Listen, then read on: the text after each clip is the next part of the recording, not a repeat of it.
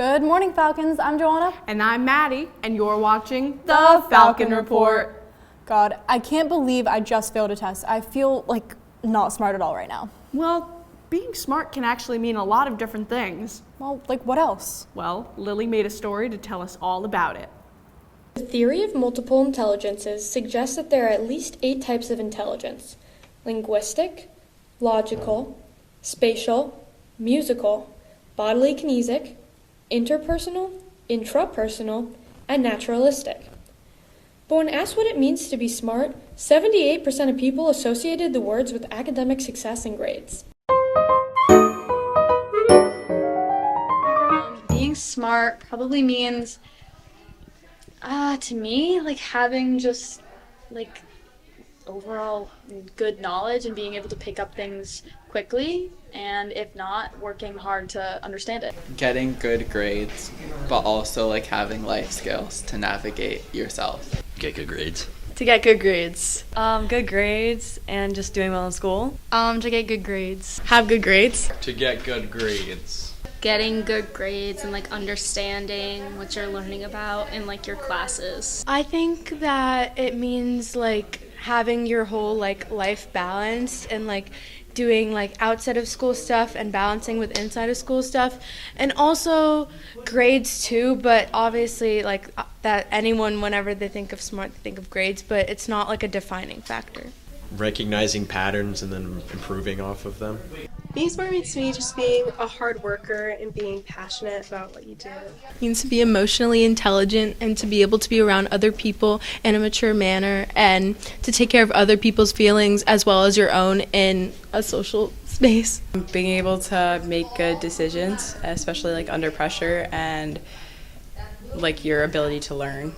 I think that being smart is kind of just like having good knowledge about like things in the world, and not necessarily just like in school and like in your classes, but like in real life outside of school too. I would say people being like, what makes someone smart is when they're understanding, where they kind of know where someone is coming from without knowing, like having to probe or like ask, like get fully into their shoes. I think that's kind of what makes someone smart. So if you were to ask me in elementary school what being smart meant, I would probably translate to that to getting good grades.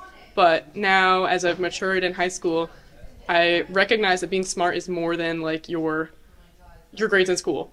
I think there are several different types of smarts.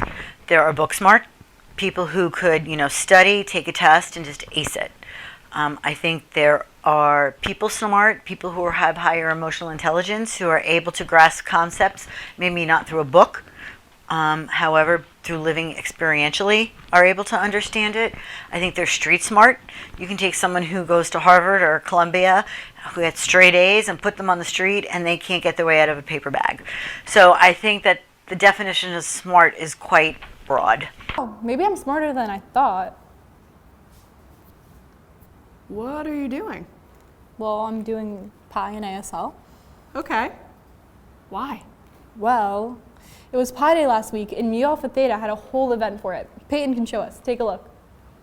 We celebrate Pi Day because it's about the number 3.14, which is really important in a lot of math calculations, spreading awareness about the math community. Some activities that we had during Pi Day, during lunch waves, we had a competition where you had to name the most digits of pi that you possibly could.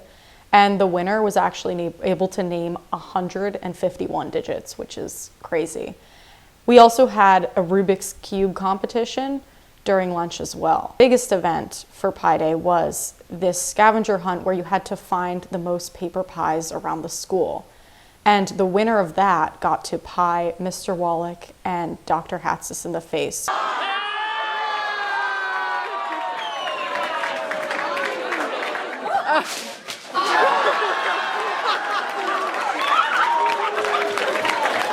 What I hope people get out of Pi Day is just more of an appreciation for math. I know a lot of people, when I talk to them, my friends, they're always like, what's your least favorite subject? And I'd be something like, I don't know, history, and theirs is always math.